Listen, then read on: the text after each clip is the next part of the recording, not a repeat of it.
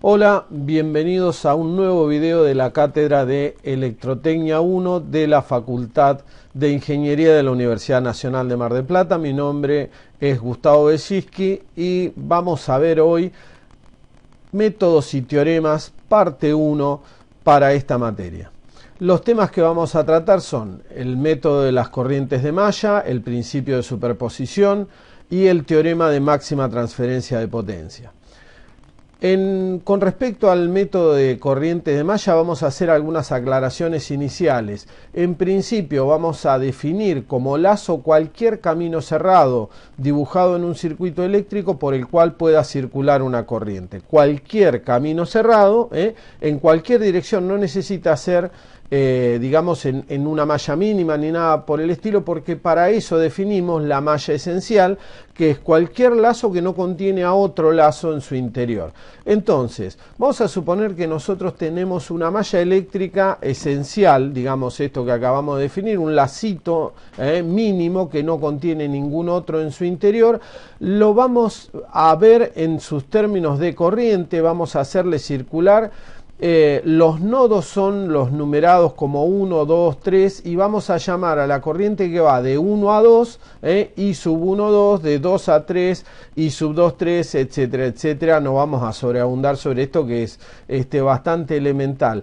Lo que sí vamos a hacer después, que es el principio que justifica el método de mallas, vamos a descomponer, por ejemplo, la corriente I sub 1, 2 en una composición de una corriente circulando por la rama I sub 1 y otra que circula por la rama que se va a llamar I sub 2 y que va a ir en sentido contrario o en el mismo, podría haber ido. Para el método y para la definición lo vamos a elegir como contrario, ¿sí? Pero no necesariamente tendría que ser así, después lo vamos a ver en la medida que desarrollemos el método. Esto es para la demostración de la justificación del método, ¿sí? Entonces, vamos a pensar matemáticamente que existen dos corrientes. Físicamente no hay ninguna posibilidad de que haya dos corrientes. La corriente es única, ¿sí?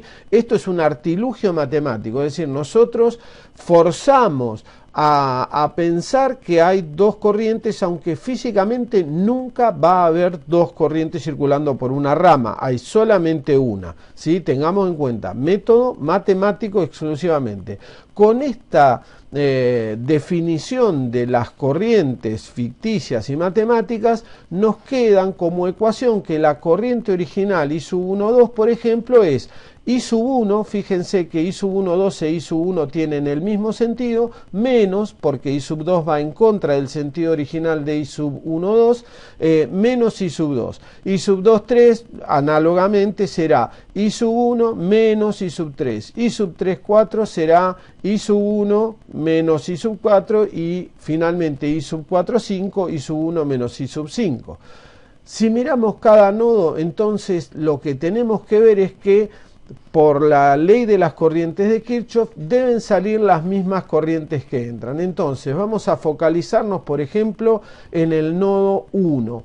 Vamos a dibujar nuestras corrientes I sub 1 y vamos a poner la I sub 2. Si la I sub 2 yo la hice entrar, la tengo que sacar por algún lado y necesariamente tiene que salir para arriba.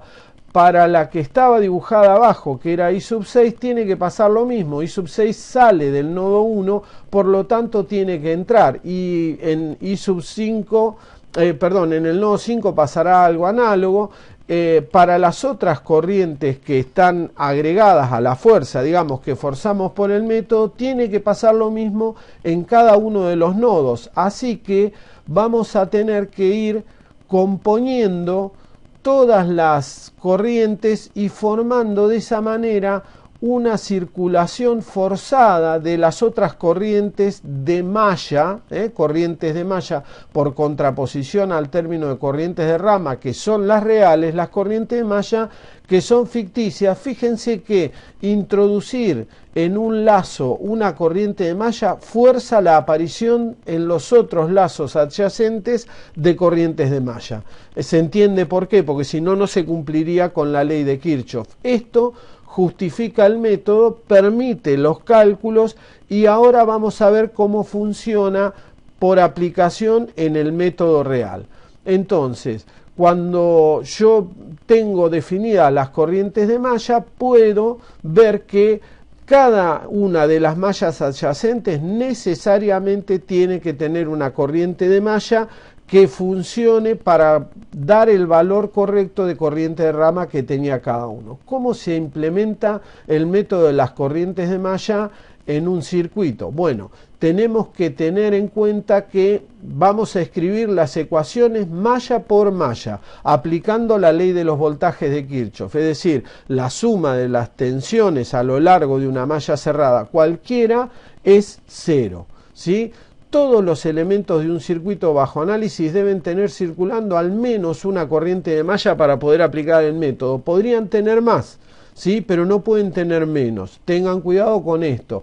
Todos los elementos deben ser recorridos por al menos una corriente de malla. Debe tenerse en cuenta que se deben escribir, obviamente, tantas ecuaciones de malla como corrientes de malla se tengan como incógnita por una cuestión matemática de posibilidad de resolución del sistema. Escribir más mallas que las necesarias producirá un sistema de ecuaciones redundante, ¿sí? Como decía un profesor mío, un sistema de ecuaciones rebuznante, ¿no? Porque sos un burro. Bueno, podría pasar. Escribir menos producirá uno insoluble. No me alcanza la cantidad de ecuaciones para resolver las incógnitas que tengo. En circuitos con generadores de corriente, esto es importante porque uno no está acostumbrado a veces a los generadores de corriente, puede convenir que pase una sola corriente de malla por el generador. Si es posible hay que hacer eso, ¿sí? Después vamos a ver un ejemplo claramente, en cuyo caso no necesita escribirse la ecuación completa porque la corriente de malla, si pasa solo una corriente por el generador, la corriente de malla es la del generador necesariamente. Estamos forzados a aceptar eso. Si por alguna razón no se puede o no se quiere hacer pasar una única corriente de malla por un generador de corriente, hay que incluir como incógnita la tensión del generador, que no necesariamente es 0, ¿sí? Lo hablamos ya en el video correspondiente, ténganlo en cuenta porque es importante este evento. A veces tendemos a considerar el generador de corriente como que genera corriente con tensión 0. Eso sería maravilloso porque siempre tendría que entregar potencia 0 el generador, pero no pasa, ¿sí? No es algo que pase habitualmente. Puede ocurrir alguna vez, pero no es algo que pase siempre. En circuitos con fuentes controladas, algunas mallas podrían resultar imposibles. Esto hay que tener cuidado. Si uno hace pasar, por ejemplo, en un circuito que tiene un generador de corriente controlado por corriente, hace pasar la corriente de malla por el generador y por la controlada, por la corriente que controla, ¿sí? En ese caso se puede producir una contradicción que era evitable si uno no hacía eso, ¿sí? O sea, se podía resolver el sistema, pero uno forzó al que el sistema fuera insoluble porque puso una ecuación redundante, ¿eh? Así que bueno, tengan cuidado después cuando planteemos. Vamos a determinar la cantidad necesaria de mallas. Es simplemente que en un circuito existe R-N-1 mallas independientes, donde N son los nodos principales y R las ramas principales. Esto es más bien teórico, uno nota o percibe, digamos, una forma piola, si uno quiere, de ver cuántas mallas tenemos, es ver cuántos cortes tendría que hacer yo, por ejemplo, sobre las mallas para desconectarla. Por ejemplo, supongamos que tenemos la malla de la izquierda, yo corto la rama de RA, la corto, hago un corte, ya tengo una malla, hago otro corte en RC y corto la rama, corto la malla del centro, hago otro corte para cortar la malla de la derecha y con eso hice 3 cortes. Bueno, necesito 3 ecuaciones de malla, ¿sí? Es un método más visual por ahí que que es un poco más complicado, aunque es un método matemático válido. Cualquiera de los dos métodos sirve. Igual se van a enterar si usaron ecuaciones de malla insuficientes o en exceso, porque el sistema se los va a determinar. Vamos a ver un ejemplo de uso del método de mallas para resolver un circuito. Vamos a poner, ya que estábamos hablando, vamos a poner un circuito con generador de tensión y generador de corriente independientes los dos. Acá no trabajamos todavía con generadores de corriente dependientes o generadores de tensión dependientes para no complicar, porque es la primera vez que estamos trabajando con las mallas. Tenemos claramente 3 mallas independientes, las vamos a seleccionar como I1, I2 e I3. Noten el sentido que le di, generalmente se les da el mismo sentido, siempre, por ejemplo, horario en todas, por una cuestión de costumbre nada más, pero fíjense que yo puse I3 en el sentido del generador. ¿Por qué? Porque me conviene, porque ahora cuando yo vaya a escribir la ecuación de la malla I3, escribo I3 igual 6 amperes y se terminó esa malla, no es complicada, ¿sí? Así que elijan de esta manera si se puede. A veces el generador de corriente me quedan las ramas intermedias y bueno, ahí se pone un poco más complicado porque pasan 2 corrientes por el generador de corriente, entonces tendré que decir, por ejemplo, que I2 más I3 igual al generador de corriente o que lo que sea, lo que corresponda en ese momento. Bueno, escribimos la malla para I1, malla 1. Entonces, arrancamos de abajo a la izquierda, tenemos una subida de 12 volts, subimos en potencial, si recorremos en el sentido de la corriente, subimos en potencial con los 12 volts, bajamos en potencial porque siempre una corriente va de más a menos, ¿sí? La corriente va de más a menos a lo largo de 3 resistencias. 3 más 9 más 12. Fíjense que yo no incluí acá la unidad ohm que tendría que llevar, pero simplemente porque la ecuación queda demasiado larga y se me complica escribirla. Escríbanlo, cuando uno lo hace a mano, puede manejar su lugar y hacerlo más tranquilo, o al menos tengan en cuenta claramente que eso tiene unidades de ohm, porque si no después nos perdemos la posibilidad de hacer un análisis dimensional que puede resultar una solución a nuestros conflictos. Y ahora fíjense que en la resistencia de 12 ohms, ¿sí? I1 pasa en un sentido e I2 pasa en el otro. Entonces, como a I1 baja en tensión, I2 sube o busca hacer subir el potencial sobre la resistencia de 12. Vamos a marcarlo claramente poniendo los signos sobre las resistencias para que veamos, ¿sí? Por ejemplo, la de 9 volt cae en tensión de más a menos en el sentido de la corriente. En la de 12, I1 busca hacerle caer la tensión, pero I2 busca hacerle subir la tensión, ¿sí? Es al revés de este lado de la malla. Entonces fíjense que tienen signos opuestos, por lo tanto en mi ecuación tienen que tener signos opuestos también y tiene que quedar escrito así.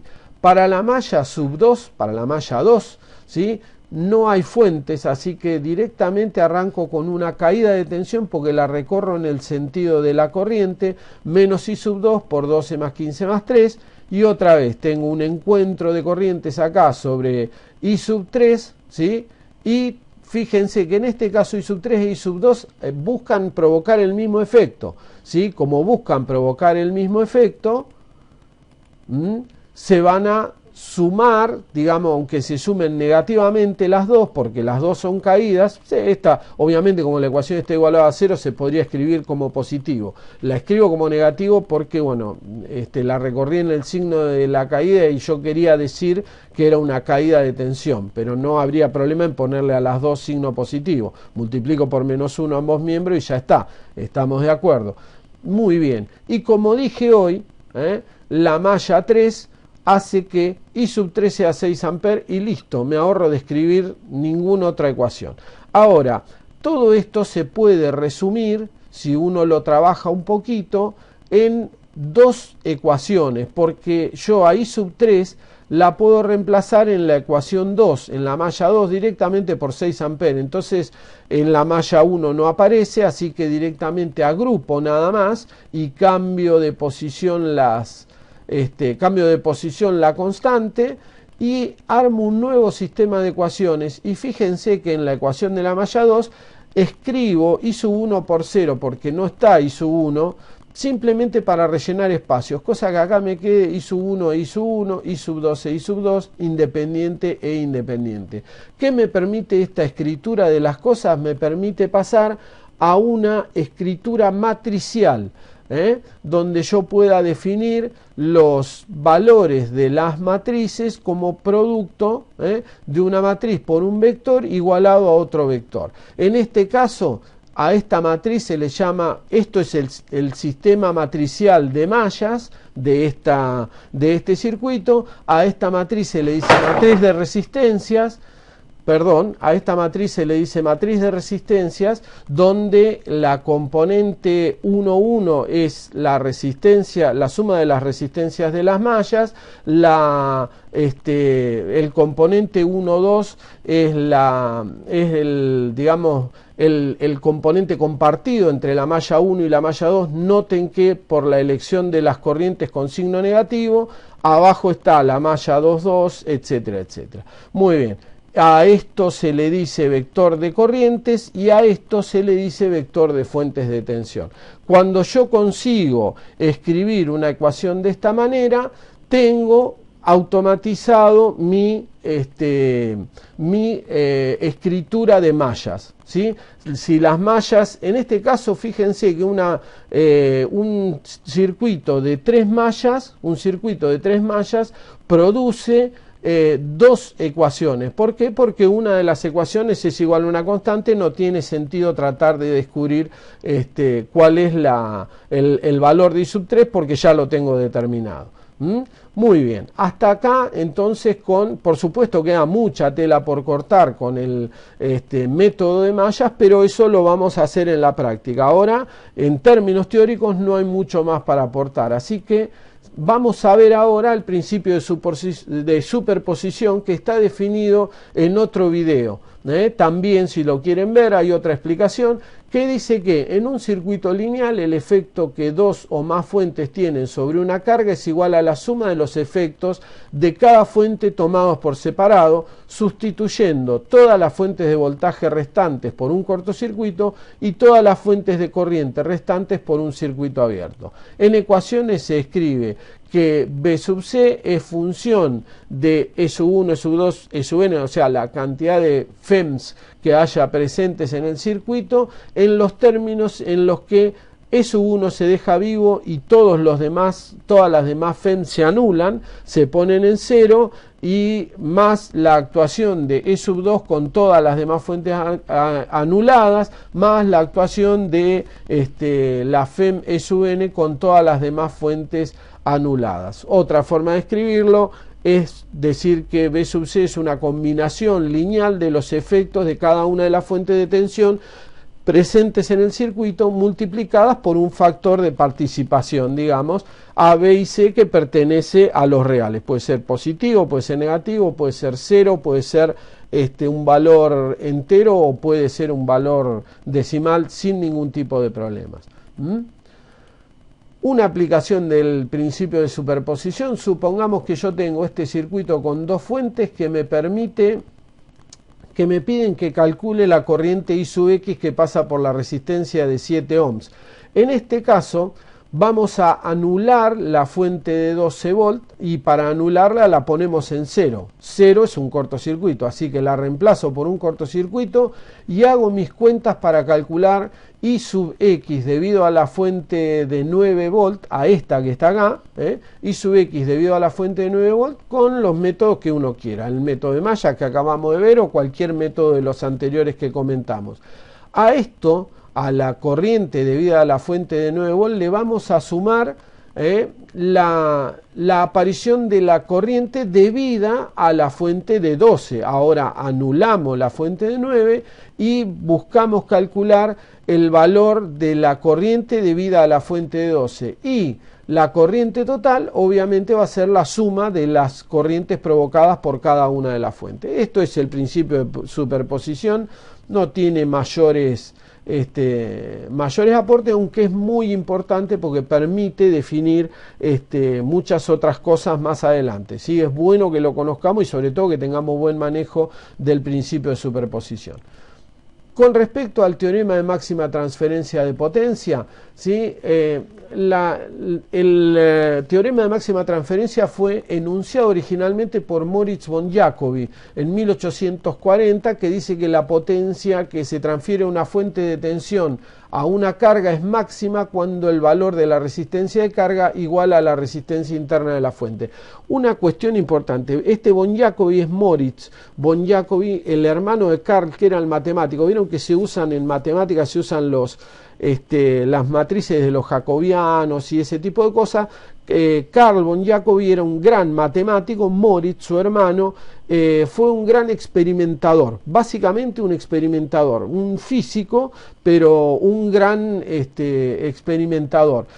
En términos de él determinó el teorema. Una aclaración importante es la determinación del teorema de máxima transferencia de potencia. Von Jacobi la hace desde la práctica, desde la experimentación, ¿sí? Desde la medición de cómo se consumía la potencia en un motor que él había inventado, cómo se consumía la potencia de sus baterías. Una cosa interesantísima es que von Jacobi inventó, Moritz von Jacobi inventó un motor de colector, el primer motor de colector, y en 1812 fue capaz de tener andando una lancha que navegaba por el río Neva con un motor eléctrico. Así que háganse a la idea de lo adelantado que era este hombre a su tiempo. Entre paréntesis, acá tenemos una reconstrucción del motor de von Jacobi, que es moderna. Esta no es el motor original que construyó él, sí está exactamente como él lo realizó, y fíjense, acá tienen el colector que él le puso, que es el que hace la conmutación de polos para que cuando los polos que están en el mismo punto magnético se opongan y se rechacen y siga girando el motor. Ese tipo de motores es el que usamos hoy en día en el motor serie universal, digamos, motor de colector, es el que utilizamos en los taladros, en las amoladoras, para que tengan una idea del uso. Y este hombre lo trabajó en 1812 y para 1840 fue hasta capaz de definir un teorema midiendo simplemente el consumo de baterías y demás. Así que realmente absolutamente meritorio. Yo en la página del campus les dejo un video del motor de von Jacobi funcionando. Es un chiche realmente, mírenlo porque es interesante. Vamos al teorema en sí, el de máxima transferencia de potencia. ¿Cómo demostramos esto de que la máxima potencia transferida se da cuando la resistencia interna y la de carga son iguales? Bueno, vamos a establecer que la potencia en la carga es I al cuadrado por RC, pero I es B sobre la resistencia interna más la de carga, todo esto al cuadrado, I al cuadrado por RC. Como esto es una función, para encontrar el máximo lo que tenemos que hacer es derivar e igualar a cero. Hacemos la derivada de la expresión esta de la potencia en términos de la variable que es RC e igualamos a cero. Como igualamos a cero, podemos sacar el denominador, lo pasamos multiplicando para el lado derecho, se multiplica por 0, se fue de la ecuación. Ningún tipo de problema. Así que lo que tenemos que resolver es cómo esta parte de la ecuación, la RI más RC al cuadrado menos 2, me da igual a 0, ¿para qué valores? Y eso se obtiene para la condición de que RI y RC sean iguales. Está entonces la máxima transferencia de potencia en un circuito eléctrico cualquiera se da, porque recuerden que cualquier circuito va a equivaler a una fuente de tensión y una resistencia. Lo vimos cuando vimos los equivalentes, los circuitos equivalentes. Recuerden que esto es siempre así. Entonces, cuando estas dos resistencias, la de carga y la interna del circuito de alimentación, se igualan, se da la máxima transferencia de potencia. Ahora, para esta condición hay que tener cuidado con las interpretaciones, porque ¿qué quiere decir que para la resistencia de carga y la resistencia interna iguales se da la máxima transferencia de potencia. Quiere decir que la mitad de la potencia se desarrolla en la resistencia interna y la otra mitad de la potencia máxima se desarrolla en la de carga, es decir, pierdo un 50% de la potencia en transmitir potencia. O sea, quiero transmitir 100 watts de potencia, 50 los pierdo. Realmente es bastante inútil, digamos, un motor de esas características. De hecho, James Joule, ¿sí? Digamos, físico, no necesito presentarlo, pensó en su momento que la eficiencia del motor eléctrico por esta razón era como máximo el 50%. O sea, si esta deducción es teórica, la potencia recibida en la carga es el 50% de la potencia entregada por la batería, y eso es lo máximo que puedo obtener, porque eso dice aparentemente el teorema de máxima transferencia de potencia. Hasta von Jacobi estaba de acuerdo con eso, ¿sí? Hasta von Jacobi creyó que esto era así. Esto ponía a los motores eléctricos en rendimiento muy por debajo de los motores térmicos, porque un motor térmico tenía mínimo una eficiencia del orden del 70-80%, y los motores eléctricos tenían un 50%, resultaban ser muy malos en comparación con los motores eléctricos, ¿sí? Muy malos en comparación con los motores térmicos. Entonces, durante mucho tiempo, la gente, por ejemplo, cuando construía un dínamo, lo que hacía era adaptar, porque querían optimizar, querían lograr el máximo. Entonces, si yo construía la dínamo, por ejemplo, las primeras dínamos de Gram, lo que hacían era sumarle resistencia interna, fíjense, sumarle resistencia interna para igualar la resistencia de carga que tenían que alimentar, y con eso, más las pérdidas que tenían en sí, todo eso, como teóricamente era el 50%, la eficiencia de las primeras dínamos que hacían este ajuste rondaba el 40%, misérrima, digamos, había que producir energía y se desperdiciaba de manera en calor en las resistencias intercaladas. Era una porquería este sistema. Ahora, Edison, que era un práctico, no un teórico, y que no había leído a Joule, que no le interesaban estas cuestiones, en sus dínamos midió su eficiencia y se dio cuenta que andaba por encima del 70%, ¿sí? Entonces le encargó a un matemático asociado con él, que era el que le realizaba todo el trabajo teórico, le dijo: mirá, esto es una mentira, esto no puede ser que sea una eficiencia del 40% o del 50% teórico como máximo, tiene que haber algún error porque yo lo logro, así que tiene que haber algún error. Bueno, cuando hizo estas declaraciones, después él sale a comentarlo con un periodista y todo ese tipo de cosas, lo mataron académicamente a Edison, decía que era un ignorante, que si Joule había dicho que era el 50% no podía ser, que él estaba midiendo mal su eficiencia superior al 80%, digamos, todo ese tipo de cosas,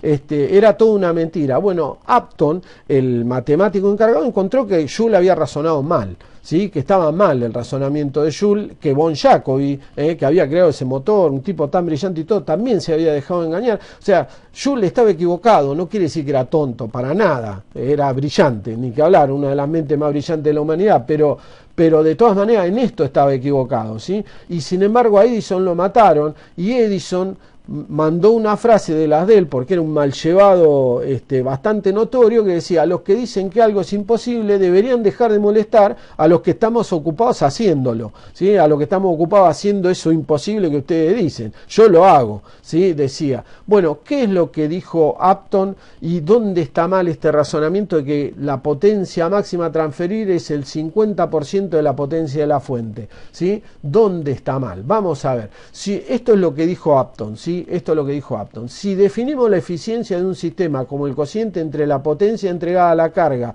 dividida la potencia total entregada por la fuente, puede verse esto, ¿sí? Con respecto a la eficiencia. Y si ustedes se fijan en la última, esto es el desarrollo justamente de Upton, si ustedes se fijan en la última cuenta, se ve que la eficiencia depende de que este cociente, ¿sí? Entre R y RC de 0, ¿sí? Si esto da 0, la eficiencia es 100%, ¿sí? Entonces es claro que la máxima eficiencia posible podría llegar a ser el 100% si uno consigue, no se puede, por supuesto, que la resistencia interna de las dínamos o de lo que sea 0 de valor, o si consigue por el otro lado que la resistencia de carga sea infinita. Ninguna de las dos condiciones es posible, pero se podría teóricamente alcanzar una eficiencia del 100%. Sigue siendo poco claro por ahí en términos prácticos para ver por qué realmente el teorema de máxima transferencia de potencia no condiciona la eficiencia al 50%. Insisto en esto, si la máxima potencia que se puede transmitir es la mitad de lo que entrega la fuente, ¿cómo puede ser? Bueno, el tema es que el teorema de máxima transferencia de potencia no dice que la eficiencia sea el 50%. Vamos a ver, nos vamos a tomar el trabajito de darle valores a R sub I, a R sub C y a B, y vamos a hacer una listita de valores en Excel, cualquier programa que ustedes tengan. Acá yo puse la resistencia de carga variable, la resistencia interna en 3 ohms, la tensión de alimentación en 6 volts, y voy comparando cuánto da la potencia en la carga y la potencia en la fuente. Si ustedes se fijan en la potencia en la carga, si ustedes se fijan en la lista de la potencia en la carga, van a ver que justamente se produce entre el rendimiento entre PC y PF, potencia en la carga dividido potencia en la fuente, se da cuando las dos resistencias, la de carga y la interna, son iguales. ¿Sí? Ven que es la misma, y se produce en este punto la máxima potencia en la carga, que son esos 3 watts que ven ahí. ¿Sí? Ven que todos los valores por arriba, ¿sí?, y todos los valores por debajo son menores que esos 3 watts, que es lo máximo que se puede transmitir de potencia a la carga.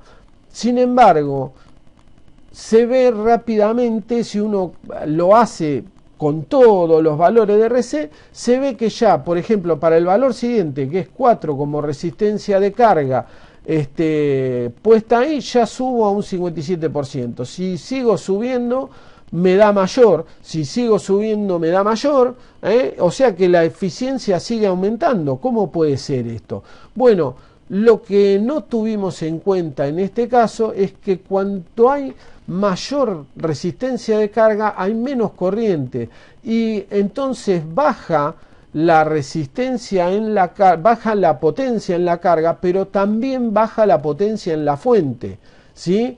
Y entonces, al bajar la potencia en la fuente, el sistema se vuelve más eficiente al transmitirlo, ¿sí?, que es lo que era de esperar realmente, que el sistema fuera más eficiente, porque se reduce la corriente que tiene que entregar la tensión, la fuente de tensión, y de esa manera aumenta la eficiencia.